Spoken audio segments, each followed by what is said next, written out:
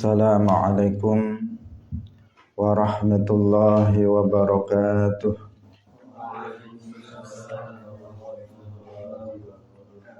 Alhamdulillahi rabbil alamin. Lahu ni'matu wa lahul fadlu wa lahul thana'ul hasan. Wa salawatullahil barrir rahim wal malaikatil muqarrabin ala sayyidina wa maulana Muhammadin wa ala alihi wa ashabihi tayyibin at-tahirin. Allahumma la sahla illa ma ja'altahu sahla wa anta taj'alul hazna idza syi'ta sahla. Allahumma arzuqna al-ikhlasa fi niyyati wal qawli wal amal. Wa ba'du.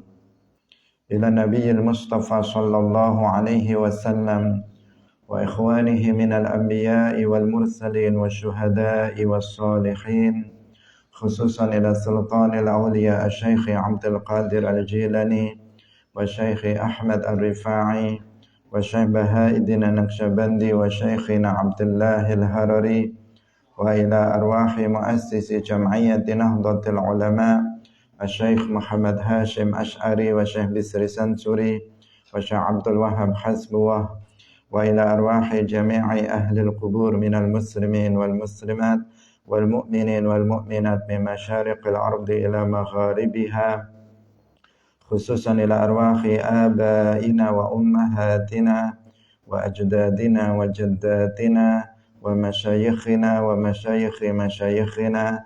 Al-Fatihah. A'udzu billahi minasy syaithanir rajim. Bismillahirrahmanirrahim. Alhamdulillahi rabbil alamin. Ar-Rahmanir Rahim. Maliki yaumiddin. Iyyaka na'budu wa iyyaka nasta'in. Ihdinas siratal mustaqim. Siratal ladzina an'amta 'alaihim ghairil maghdubi 'alaihim waladdallin. Amin. Hadirin hadirat kaum muslimin muslimat, pemirsa Madu TV rahimakumullah. Alhamdulillah, pagi hari ini Allah Subhanahu wa taala kembali mentakdirkan kita semuanya untuk bisa bersama-sama dalam pengajian kitab Matnil Ghayah wa Taqrib atau Matan Abi Syuja' Kitabun Nikah. Semoga kebersamaan kita pada pagi hari ini betul-betul bermanfaat bagi kita fid dunya wal akhirah. Amin ya rabbal alamin. Salawat dan salam semoga tetap terlimpahkan, tercurahkan kepada Nabi Agung, makhluk yang paling mulia, yaitu Nabi Muhammad sallallahu alaihi wasallam, para sahabatnya, keluarganya, serta seluruh umat Islam yang mengikuti beliau ila yaumil qiyamah. Hadirin hadirat rahimakumullah, kita masih membahas tentang masalah nafkah. Terlebih dahulu sebelum kita memulai, jangan lupa untuk mengikhlaskan niat kita lillahi ta'ala. Qala al-muallif rahimahullahu ta'ala wa nafaqatur raqiqi wal bahaimi wajibatun wa la yukallafuna minal amali ma la yatiquna. Wa nafaqatur raqiqin, lan utawi aweh nafkah maring budak, wal bahaimi, lan pira-pira binatang, iku wajibatun wajib. Wala yukallafuna, lan ora den bebani sapa bahaim lan raqiq minal amali saking penggawean, minal amali saking penggawean, ma rupane penggawean la yatiqun kang ora mampu sapa bahaim lan raqiq. Hadirin hadirat rahimakumullah, muallif mengatakan memberikan nafkah kepada budak dan juga binatang itu hukumnya wajib. Dan mereka, para budak dan binatang, itu tidak boleh dibebani dengan suatu pekerjaan yang mereka tidak mampu untuk melakukannya. Hadirin rahimakumullah, kita sampai pada bagian kedua dari permasalahan nafkah. Telah kita jelaskan sebelumnya bahwa ada 3 penyebab. Ada 3 penyebab sehingga seseorang wajib memberikan nafkah kepada orang lain. Yang pertama adalah karena ada hubungan kekerabatan, yaitu anak kepada orang tua kepada anak. Ini yang sudah kita bahas sebelumnya. Yang kedua adalah karena ada kepemilikan terhadap budak atau kepemilikan terhadap binatang. Kemudian yang ketiga nanti adalah dalam hubungan pernikahan, yaitu kewajiban suami memberikan nafkah kepada istri dan anak-anaknya, atau kepada istri, yang ketiga ini. Karena kalau anak maka masuk pada yang kemarin kita jelaskan, yaitu karena hubungan kekerabatan. Hadirin rahimakumullah, kita telah sampaikan tentang kewajiban memberikan nafkah dan ketentuan-ketentuannya, anak kepada orang tua dan orang tua kepada anak. Hari ini yang kedua adalah bagian yang kedua atau penyebab yang kedua, yaitu kepemilikan terhadap budak dan binatang. Mu'allif mengatakan wa nafaqatur raqiqi wal bahaim wajibatun. Kalau seseorang itu memiliki hamba sahaya atau memiliki budak, maka dia wajib untuk menafkainya. Demikian juga kalau seseorang itu memiliki binatang, misalnya dia punya kambing, dia punya sapi, dia punya kuda, dia punya keledai di rumahnya, maka kalau dia memilikinya, maka dia wajib di sini untuk menafkainya. Menafkainya bukan berarti dikasih uang, bukan. Binatang, tetapi dikasih makan, itu yang dimaksud. Dan kalau budak maka diberi pakaian. Hadirin rahimakumullah, kewajiban untuk menafkahi hamba sahaya atau budak ini adalah berdasarkan hadis dari Rasulullah Shallallahu Alaihi Wasallam. Beliau bersabda, lil mamluki ta'amuhu wa kiswatuhu wa la yukallafu minal amali ma la yatiqu. Lil mamluki, bagi seorang hamba sahaya, orang yang dimiliki, artinya apa? Budak atau hamba sahaya, itu makanan dan pakaiannya. Artinya dia berhak untuk mendapatkan makanan, berhak untuk mendapatkan pakaian dari pemiliknya, dari sayyidnya. Dan dia tidak dibebani suatu pekerjaan yang dia tidak mampu untuk melakukannya. Ini hadis dari Rasulullah Shallallahu Alaihi Wasallam. Lil mamluki ta'amuhu wa kiswatuhu wa la yukallafu minal amali ma la yatiqu.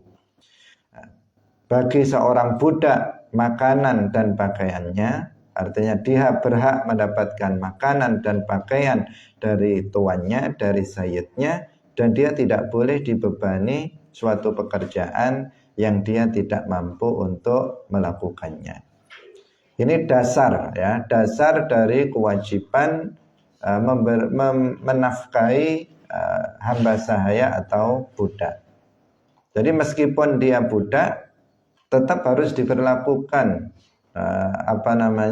diberlakukan dengan baik. Meskipun seseorang itu statusnya sebagai hamba sahaya, maka harus tetap dimanusiakan. Dimanusiakan artinya diperlakukan sebagai seorang manusia yang dia membutuhkan makan, dia membutuhkan minum, dia membutuhkan pakaian, dia membutuhkan istirahat, dia membutuhkan hal-hal yang lain sebagaimana manusia yang lain. Itu juga harus diperhatikan oleh seseorang. Bukan mentang-mentang bahwa dia adalah budak yang dia miliki, hamba sahaya yang dia miliki, kemudian dia semau-maunya dia memperlakukannya, tidak diberi makan misalnya, atau dipekerjakan semaunya siang malam tanpa istirahat. Bukan seperti itu. Di dalam Islam, meskipun telah kita sampaikan kemarin, dalam Islam memang ada konsep perbudakan, dimungkinkan adanya perbudakan bahkan sampai hari ini. Seandainya dimungkinkan, artinya bukan berarti sekarang ada, tetapi dimungkinkan jika memang ada mekanisme untuk itu ada, maka bisa terjadi kembali. Itu pun ada aturan-aturan yang harus harus dipenuhi oleh seseorang yang memiliki seorang budak. Di antaranya adalah memberikan nafkah terhadap hamba sahaya atau budak yang dimilikinya tersebut. Hadirin rahimakumullah. Nah, berupa apa? Berdasarkan hadis ini dikatakan ta'amuhu, makanannya. Makanan tentu di sini pasangannya adalah minum, bukan makan saja tanpa minum. Ta'amuhu, yang pertama adalah dia diberi makan. Makanannya itu seperti apa? Makanannya adalah makanan yang pada umumnya dimakan oleh budak di daerah itu. Kalau di daerah itu, para budak itu biasanya makanannya seperti apa? Baik itu dari sisi makanannya juga lauknya kayak apa. Maka dia diberi makanan yang selayaknya budak di daerah tersebut. Nah, tentu makanan bagi budak itu secara umum berbeda dengan makanan sayyid, dengan makanan tuan pemilik dari budak itu secara umum. Maka di sini ukuran makanan kelayakan bagi budak adalah, ini yang wajib adalah makanan budak pada umumnya di daerah tersebut. Demikian juga pakaian. Pakaian yang diberikan kepada budak, yang dikenakan kepada seorang budak adalah pakaian yang layak, yang pada umumnya dikenakan atau dipakai oleh budak di daerah itu. Jadi di daerah tersebut para budak itu pakaiannya kayak apa? Maka yang wajib bagi pemilik budak adalah memberikan pakaian yang layak bagi budak tersebut, seperti sebagaimana budak-budak yang lain. Jadi ukurannya apa? Sesama budak di daerah itu. Yang pertama adalah kriteria bahwa pakaian dan makanan itu yang layak berdasarkan makanan dan pakaian para budak di daerah itu. Ini. Yang kedua adalah daerah, karena daerah satu dengan daerah yang lain itu berbeda. Mungkin para budak di sini pakaiannya seperti itu, makanannya seperti itu. Sedangkan di daerah lain para budak itu pakaiannya atau makanannya berbeda dengan pakaian dan makanan di daerah tersebut. Maka yang dilihat di situ adalah bagaimana para budak yang lainnya, pakaian dan makanannya, kemudian adalah dilihat pada juga daerahnya. Karena masing-masing daerah itu tentu berbeda.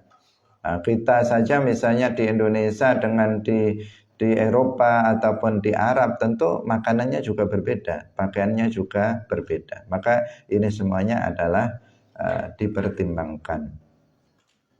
Hadirin rahimakumullah, tetapi yang lebih baik, yang sunnah, apa yang kita katakan tadi apa?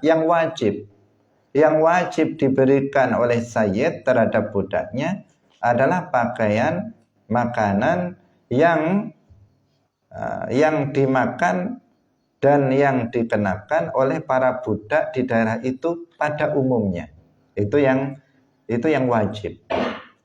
Tetapi para ulama menjelaskan yang afdol, yang lebih utama atau yang sunnah itu para budak itu diberikan makan dengan makanan yang sama dengan makanan sayyidnya, dan diberikan pakaian dengan pakaian yang sama dengan pakaian yang dikenakan oleh sayyidnya.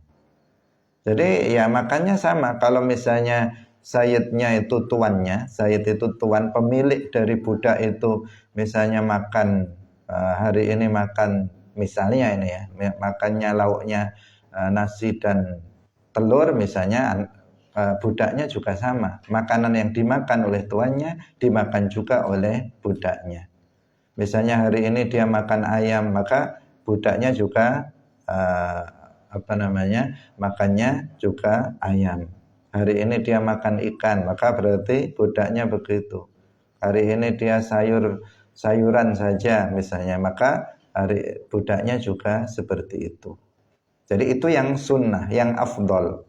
Jadi tidak dibedakan makanan dari sayyid, makanan yang dimakan oleh sayyid atau pemiliknya, tuannya, dengan makanan budak yang dimilikinya. Yang sunnah seperti itu, yang afdol seperti itu, nggak dibedakan. Jadi masaknya tidak dibedakan. Udah apa yang sekarang dimasak untuk keluarga dari sayyid itu, maka itu juga yang diberikan kepada hamba sahaya yang dimilikinya. Itu yang utama. Yang wajib apa? Yang wajib, yang makanan dan pakaian itu adalah sebatas kelayakan bagi para budak di daerah itu. Hadirin hadirat rahimakumullah. Karena di sini yang wajib itu batas minimal yang harus diberikan oleh sayyid kepada budaknya. Kalau afdol ini sudah bagian dari ihsan dan bagian dari akhlak. Bagian dari akhlak yang tentu dicontohkan oleh Rasulullah Shallallahu Alaihi Wasallam, melebihi dari sesuatu yang diwajibkan. Jadi dalam agama itu ada hal-hal yang hukum melakukannya itu wajib, hukum meninggalkan atau hukum melakukannya itu haram. Ada yang seperti itu. Ini batas minimal. Tetapi ada yang melampaui dari batas itu yang disebut dengan akhlak karimah atau ihsan. Yaitu apabila seseorang misalnya dia ini sebenarnya nggak wajib, tetapi dia melakukannya melebihi dari batas kewajiban. Atau seseorang ini sebenarnya tidak haram, tetapi meninggalkannya lebih baik, maka dia kemudian meninggalkan sesuatu yang sebenarnya itu tidak haram untuk dia lakukan. Misalnya taladzud dengan bersenang-senang, bernikmat-nikmat dengan makanan misalnya.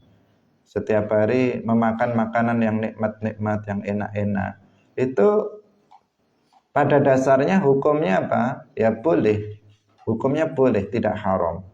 Tetapi apabila seseorang kemudian meninggalkannya setiap hari atau selalu melakukan atau bersenang-senang, bernikmat-nikmat dengan makanan yang enak-enak, maka itu ahsan, itu afdol, itu lebih utama. Jadi ada sesuatu hal yang itu adalah batas minimal yang wajib kita kerjakan atau wajib kita tinggalkan, ada sesuatu yang itu melebihi dari itu yang disebut dengan al-akhlaq al-karimah. Jadi akhlak yang mulia.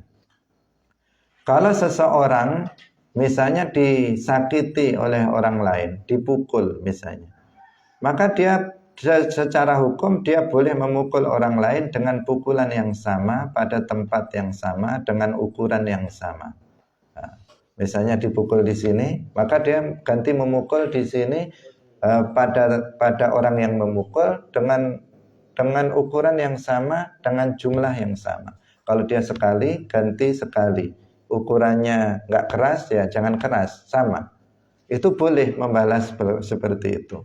Tetapi kalau dia tidak membalasnya, maka itu namanya apa? Akhlak mulia. Apalagi dia dipukul, terus dia dikasih uang, misalnya, maka itu namanya akhlak yang mulia.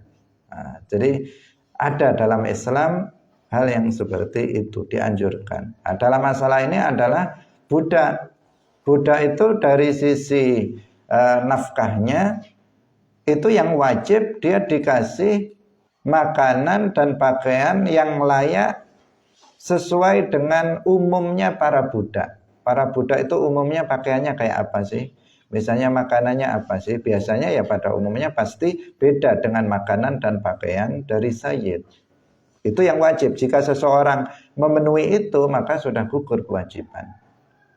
Tetapi jika dia kemudian memberi makan budak itu seperti makan dari tuannya, seperti pakaian dari pakaian tuannya, maka ini afdol.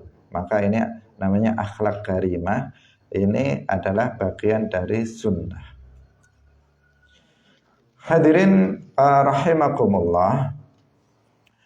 Termasuk dalam makanan di sini adalah lauk, ya, lauk pauk yang dimakan biasanya bersama, kalau di sini bersama nasi atau bersama roti, kalau di daerah tertentu itu juga dalam batas kelayakan. Nah, lauknya adalah kelayakan dari si budak tersebut berdasarkan sesuai dengan umumnya para budak yang ada di daerah tersebut. Hadirin rahimakumullah. Nah, tentu ini semuanya juga mempertimbangkan dari kondisi dari budak itu, juga mempertimbangkan kemampuan dari sayyid. Karena bisa jadi sayyid itu adalah orang yang tidak mampu. Tidak setiap orang yang memiliki budak itu orang kaya. Bisa jadi dia orang yang tidak mampu. Nah, sehingga kemudian dia memberikan nafkah kepada budaknya ya sesuai dengan apa yang dia mampu. Nah, demikian juga melihat pada kondisi budaknya. Nah, budaknya seperti apa kondisinya. Nah, ini semuanya mempengaruhi seberapa kelayakan daripada nafkah yang wajib diberikan kepada seorang budak atau hamba sahaya tersebut. Ini menunjukkan akhlak Islam, ya, bahwa Islam itu adalah mulia, sangat mulia, mengajarkan akhlak yang mulia.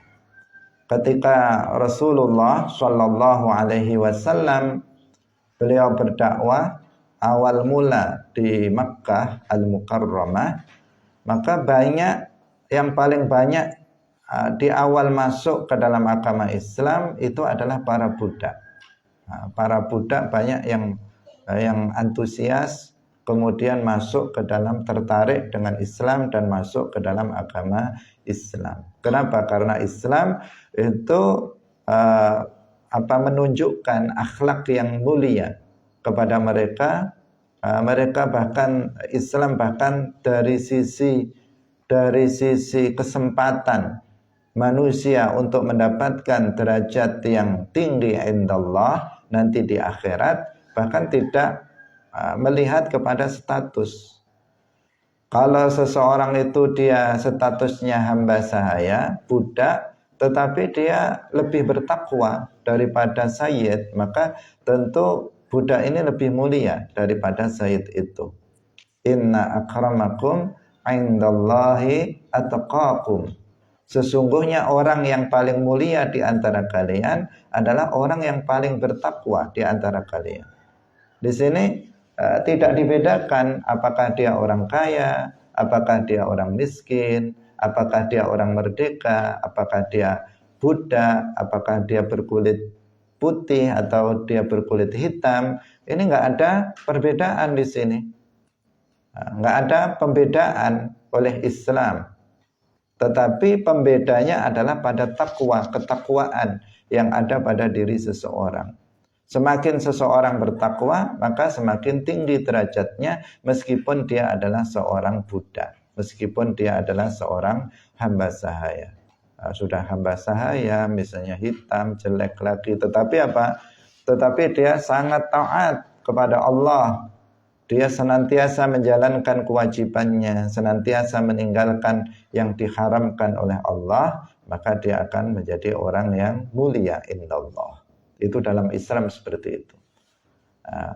Tidak ada pengkastaan, tidak ada pembedaan, ini darah biru, ini darah merah, ini darah hitam, nggak ada pembedaan yang seperti itu. Tingkatan-tingkatan seperti itu yang membedakan adalah ketakwaan seseorang. Dalam berbuat amal kebaikan juga disamakan. Laki-laki, perempuan, semua manusia memiliki kesempatan yang sama untuk dia bisa beramal soleh. Wa may ya'mal minas solihati min dzakarin aw untha wa huwa mu'min faulaika yadkhulunal jannata wa la yuzlamuna naqira.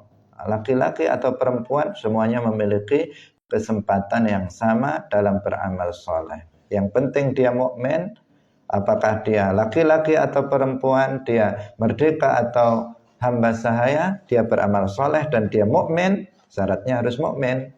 Karena kalau nggak mukmin dengan iman yang benar, berdasarkan imannya Rasulullah dan para sahabatnya, iman berdasarkan akidah ahli sunnah wal jamaah, maka jika dia seperti itu, amal sekecil apapun akan dibalas oleh Allah Subhanahu wa taala dan dia akan masuk ke dalam surga meskipun dia seorang hamba sahaya.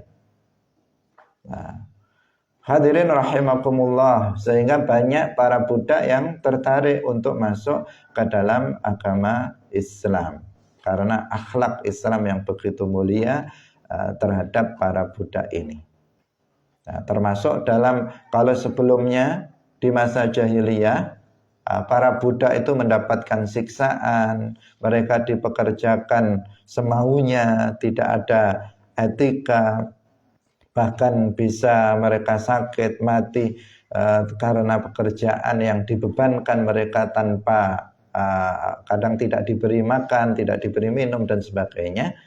Ketika Islam datang mengajarkan adab atau memanusiakan para budak ini sebagaimana manusia yang lainnya, yang layak bagi manusia pada umumnya. Sehingga di sini banyak yang tertarik dengan Islam. Hadirin rahimakumullah. Kemudian kita masuk pada pembahasan yang berikutnya, yaitu binatang ternak atau bahaim. Wa nafaqatul bahaim wajibatun. Menafkahi binatang itu hukumnya juga wajib. Binatang yang dimaksud di sini adalah binatang yang muhtaram, yang terhormat, bukan yang dihormati. Artinya bukan harus dihormati yang dimaksud di sini. Yang terhormat itu bukan binatang-binatang yang buruk, bukan binatang-binatang yang buruk seperti tikus, itu binatang yang buruk. Itu nggak usah kita kasih makan, nggak apa-apa. Kasihan misalnya orang mengatakan kasihan tikus di rumah saya kasih makan. Enggak wajib, tidak wajib. Seperti tikus, misalnya gagak, kalajengking, misalnya anjing, yang itu sesuatu yang tidak muhtaram, binatang yang tidak muhtaram. Maka di sini tidak wajib untuk dikasih makan atau dikasih minum. Tetapi yang dimaksud dengan bahaim di sini adalah binatang-binatang yang muhtaram. Misalnya ya sapi, kambing, kuda, keledai, ayam, bebek, mentok dan sebagainya. Jadi binatang-binatang seperti itu yang kita memilikinya. Kita sebagai pemiliknya, maka kita wajib untuk ngasih nafkah. Nafkah itu ya dikasih makan maksudnya, bukan ayamnya dikasih duit, bukan. Tetapi dikasih makan, dikasih minum setiap hari. Hadirin rahimakumullah. Tetapi meskipun binatang-binatang yang tidak muhtaram itu tidak wajib untuk diberikan nafkah, tidak wajib dikasih makan, tetapi tidak boleh seseorang itu untuk mengurungnya sampai mati. Kalau itu binatang-binatang yang disunahkan untuk membunuhnya, ya dibunuh, tetapi membunuhnya pun tidak boleh sampai menyakiti. Membunuhnya tidak boleh sampai menyakiti binatang tersebut atau menyiksa binatang tersebut. Kalau membunuhnya maka sekali bunuh mati. Misalnya sekali pukul maka binatang itu langsung mati. Itu untuk binatang yang memang disunahkan untuk dibunuh.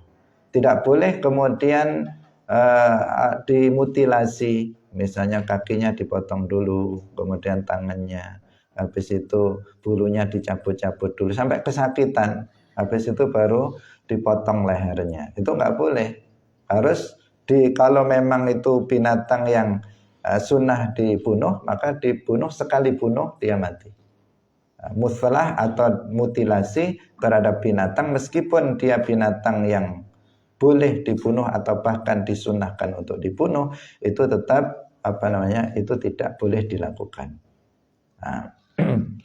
Itu. Kemudian kalau binatang tersebut meskipun di sini binatang yang tadi bukan muhtaram, tidak boleh seseorang kemudian untuk istilahnya itu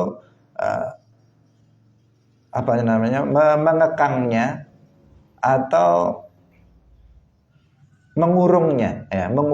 Tidak boleh seseorang itu untuk mengurungnya tanpa diberikan makan, tanpa diberikan minum, sampai kemudian binatang itu mati karena kelaparan atau karena kehausan. Itu nggak boleh. Karena disebutkan di dalam hadis ada seorang perempuan itu yang mengurung seekor kucing. Jadi kucing itu dikurung oleh dia, tidak diberikan makan, juga tidak diberi minum, tidak dibiarkan keluar. Jadi sampai kucing itu kemudian mati. Maka di sini perempuan tersebut di sini disebabkan itu dia bisa masuk ke dalam neraka. Hadirin rahimakumullah. Hadis itu hadis yang diriwayatkan oleh Al-Imam Bukhari dan Muslim. Dikatakan takhalat imra'atun fi hirratin habasatha la hiya at'amatha wa la hiya tarakatha ta'kulu min khashasil ardi.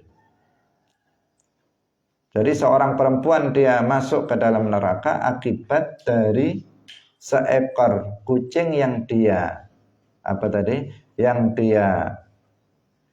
kurung. Perempuan itu tidak memberikannya makan, juga tidak membiarkannya dia cari makan sendiri. Maka dia dengan sebab itu dia masuk ke dalam neraka.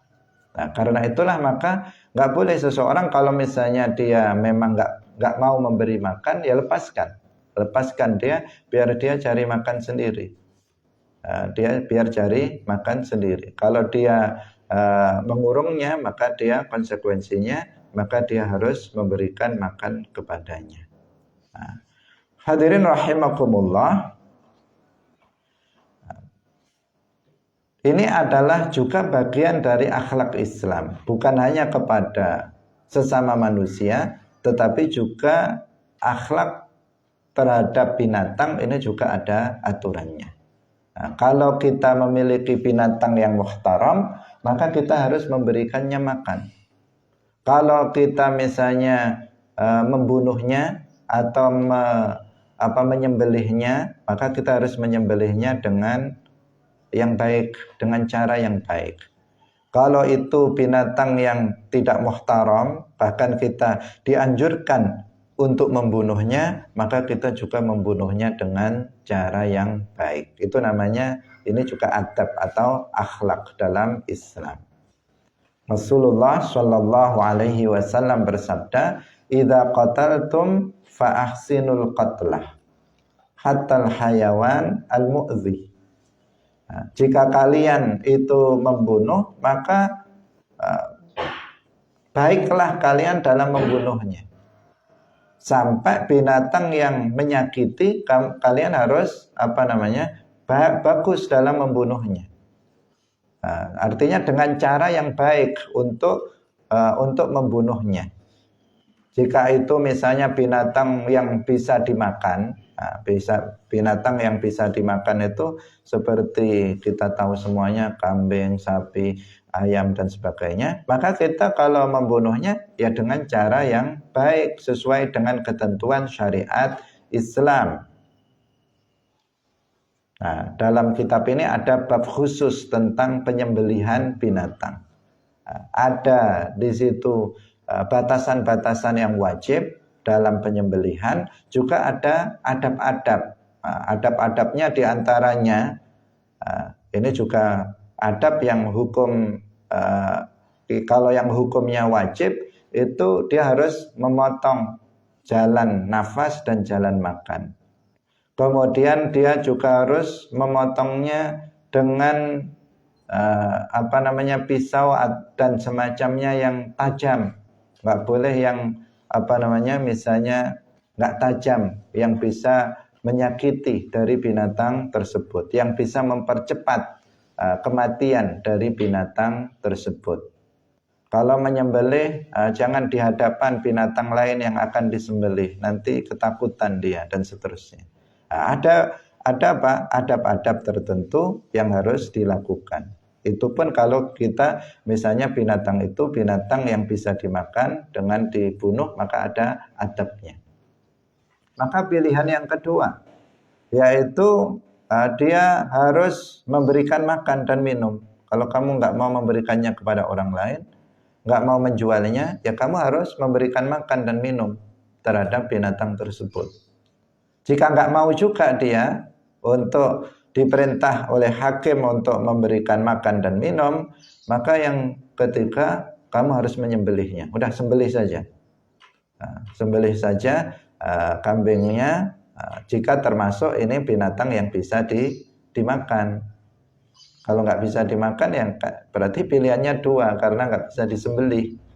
Nggak bisa disembelih. Jadi kalau bisa dimakan, pilihan yang ketiga adalah disembelih. Daripada menyiksa binatang itu nanti mati kelaparan, tidak makan, tidak minum, lebih baik binatangnya itu yang disembelih kemudian dimakan. Nah, tentu yang dimaksud di sini adalah jika binatang tersebut termasuk binatang yang halal untuk dimakan dagingnya. Apabila tidak, maka pilihannya dua, yaitu dia menghibahkannya atau menjualnya, atau dia harus memberikan makan dan minum terhadap binatang tersebut. Hadirin rahimakumullah, ada ketentuan-ketentuan lain yang ini juga merupakan adab, ya, merupakan akhlak terhadap binatang yang harus diperhatikan oleh para pemilik binatang-binatang ini. Di antaranya bahwa pemilik binatang yang misalnya binatang tersebut biasa diambil air susunya, seperti sapi misalnya, atau kambing atau unta yang susunya itu diperas, maka di sini dia tidak boleh memeras susu binatang itu yang bisa membahayakan anaknya. Yang bisa membahayakan anaknya. Misalnya binatang itu, sapi itu punya anak. Anaknya kan juga nyusu kepada induknya. Kemudian si pemilik binatang itu tidak boleh memeras susu dari induknya itu sampai misalnya habis total. Anaknya nggak bisa nyusu lagi sama induknya karena diambil oleh manusianya yang memiliki binatang itu. Itu namanya membahayakan anak dari binatang tersebut. Itu tidak diperbolehkan. Ya disisakan untuk anaknya. Dia boleh ngambil air susunya karena memang binatang itu milik dia, tetapi disisakan untuk si anak dari binatang itu jika dia punya anak. Itu. Kemudian jika tidak punya anak, maka tetap disunnahkan tidak mengeluarkan semua air susunya. Tetap disisakan. Disunnahkan untuk disisakan sedikit air susunya, tidak seluruhnya dihabiskan di dalam memeras air susu dari binatang tersebut. Karena Rasulullah Shallallahu Alaihi Wasallam itu memerintahkan hal tersebut. Ini kan bagian dari etika. Tidak seluruhnya kemudian dihabiskan. Kemudian juga etika juga bagi orang yang memeras susu dari binatang tersebut, maka dia harus memotong kukunya. Memotong kukunya, kalau panjang maka dipotong dulu. Karena kalau dia nanti memeras susu kukunya itu panjang, itu nanti bisa menyakiti dari binatang tersebut.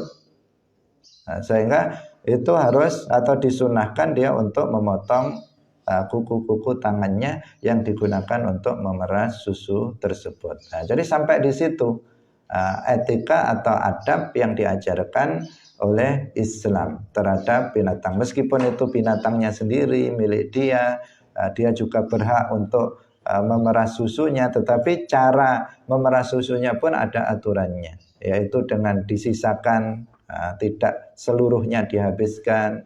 Kemudian juga harus melihat kebutuhan dari anak dari binatang tersebut. Kemudian juga yang memeras pun harus kukunya disunahkan untuk dipotong terlebih dahulu agar tidak menyakiti binatang tersebut ketika diperah susunya. Hadirin rahimakumullah. Tetapi kalau seandainya binatang tersebut punya anak, kemudian anaknya dikasih minum dari air susu yang lainnya, maka itu juga diperbolehkan. Misalnya diperah susunya, binatang sapinya misalnya ada 5, kemudian yang punya anak itu dikasih minum dari air susu lain, bukan dari induknya, maka itu diperbolehkan. Artinya dengan begitu kan dia tetap tidak membahayakan keselamatan dari anaknya tersebut, karena dia tetap masih bisa minum dari air susu meskipun bukan milik induknya. Kemudian kalau seseorang, ini beberapa rincian. Kalau seseorang itu memiliki peliharaan berupa tawon misalnya atau lebah, tawon atau lebah, maka ketika mengambil madu karena diambil madunya kalau tawon atau lebah, maka di sini dia harus menyisakan madu pada tempat madunya itu. Tidak dibersihkan seluruhnya diambil, tidak seperti itu, tetapi harus disisakan karena itu kan juga bahan makanan bagi tawon tersebut. Kalau kemudian dihabiskan, maka bagaimana tawon itu nanti dia akan makan. Dia bisa mati nanti jika semuanya diambil oleh pemiliknya tersebut. Atau kalau dia ngambil seluruhnya, maka dia harus meletakkan sesuatu yang bisa dimakan oleh tawon atau lebah tersebut. Yang ini menunjukkan semuanya, pokoknya jangan sampai binatang tersebut itu mati dalam keadaan kelaparan atau kehausan gara-gara pemiliknya tersebut. Kemudian kalau seseorang memiliki peliharaan misalnya ulat sutra misalnya, maka dia harus ngasih makanannya. Misalnya kalau sutra, biasanya ulat sutra itu adalah buah murbei misalnya kalau di sini. Maka itu harus disediakan untuk makanan dari ulat sutra tersebut. Ini beberapa rincian, tentu rinciannya masih sangat banyak sekali yang harus dilakukan oleh pemilik binatang. Yang pada intinya adalah bahwa pemilik binatang dia harus memberikan makan, harus memberikan minum sebatas kecukupan dari binatang tersebut, tidak mesti berlebihan. Kemudian yang berikutnya, tapi kalau pengen cepat gemuk ya dikasih makan yang banyak biar cepat gemuk, nanti dagingnya bisa banyak, kalau dijual juga lebih mahal. Tapi yang wajib itu sebatas pokoknya dia nggak akan kelaparan dan mati disebabkan kelaparan atau kehausan. Qala al-mu'allif rahimahullah wa la yukallafuna minal amali ma la yatiqun. Kemudian mereka di sini termasuk hamba saya, budak dan binatang itu tidak dibebani dengan suatu pekerjaan yang dia tidak mampu untuk melakukannya. Jadi nggak boleh membebani budak atau binatang dengan pekerjaan yang dia tidak mampu, nggak kuat untuk melakukannya. Ini menurut ukuran kebiasaan dia seterusnya nggak akan bisa melakukan itu, maka jangan kemudian dibebani dengan pekerjaan itu. Dikatakan di sini apa? Menurut kebiasaan. Menurut kebiasaan pekerjaan ini nggak bisa dilakukan oleh seorang budak semacam dia. Karena budak itu kan juga macam-macam. Mungkin ada budak yang badannya besar, yang kekar, yang dia kuat. Ada budak yang lemah, yang kurus. Misalnya kan tentu kemampuannya akan berbeda-beda dalam melakukan sebuah pekerjaan. Misalnya dia kurus, kalau suruh angkat-angkat padi atau angkat-angkat beban, ya dia mungkin sekali dua kali kuat, habis itu jatuh pingsan dia. Kalau seperti itu berarti dia nggak boleh dikasih pekerjaan itu. Jadi pekerjaannya yang diberikan kepada seorang budak itu harus sesuai dengan kemampuan. Kemampuan yang dimaksud di sini adalah kemampuan menurut ukuran kebiasaan. Biasanya pekerjaan seperti ini bisa dilakukan oleh budak, biasanya nggak bisa dilakukan oleh seorang budak. Atau pekerjaan ini biasanya bisa dilakukan oleh seorang budak tapi hanya sekali dua kali, lebih dari itu nggak mampu. Mungkin selangkah, dia kalau mengangkat itu selangkah dua langkah dia kuat, tapi sudah langkah yang ketiga dia akan jatuh. Maka pekerjaan semacam itu tidak boleh dibebankan kepada seorang budak atau binatang. Binatang kan ada yang dipekerjakan juga, seperti unta, misalnya kan dia untuk memuat barang-barang, kemudian kuda, sapi untuk membajak dan sebagainya, maka harus dipertimbangkan kemampuan dari binatang tersebut. Tidak boleh membebani dengan pekerjaan di luar kemampuan dari binatang atau hamba sahaya tersebut. Kemudian harus juga ada istirahatnya. Jadi kalau dikasih pekerjaan misalnya di siang hari dia bekerja, maka malam harinya diistirahatkan. Kalau misalnya dia dipekerjakan di malam hari, maka siang harinya dia diistirahatkan. Nggak boleh binatang ternak atau hamba sahaya itu diforsir. Tenaganya pagi, siang, sore, malam, terus dia bekerja. Nggak boleh seperti itu, harus ada istirahatnya. Kalau dia dipekerjakan siang, maka malam istirahat. Kalau malam, maka siang istirahat. Manusia juga seperti itu kan, nggak bisa manusia itu bekerja full 24 jam tanpa istirahat. Harus ada istirahatnya. Karena itu kalau di pabrik atau di di tempat-tempat kerja yang lainnya selalu meskipun dia menerapkan bekerja 24 jam pasti ada shift-shift, ada pergantian tenaga kerja. Karena nggak akan mampu seseorang bekerja tanpa istirahat. Demikian juga binatang dan hamba sahaya yang dimiliki seseorang, kalau tuannya itu mempekerjakannya, maka waktu harus juga diperhatikan. Waktu juga harus diperhatikan.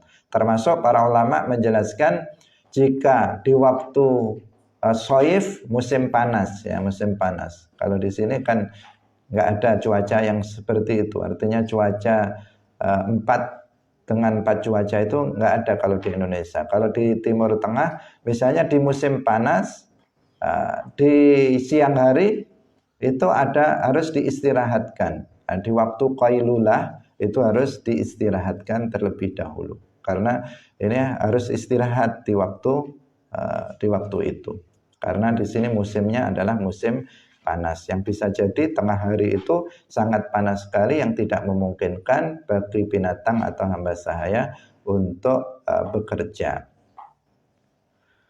Hadirin rahimakumullah, ini beberapa hal yang terkait dengan masalah menafkahi atau memberikan nafkah terhadap hamba sahaya atau budak dan juga binatang. Nah, insya Allah besok akan kita lanjutkan, yaitu kewajiban suami memberikan nafkah kepada istrinya. Semoga bermanfaat. Barakallahu fikum. Wallahul muwaffiq ila aqwamit thoriq. Wassalamualaikum warahmatullahi wabarakatuh. Waalaikumsalam warahmatullahi wabarakatuh. La ilaha illallah. Allahumma salli ala sayyidina Muhammad wa ala alihi wa sahbihi wa sallim. Rabbi ghfirli wa liwalidayya wa lil mu'minina wal mu'minat.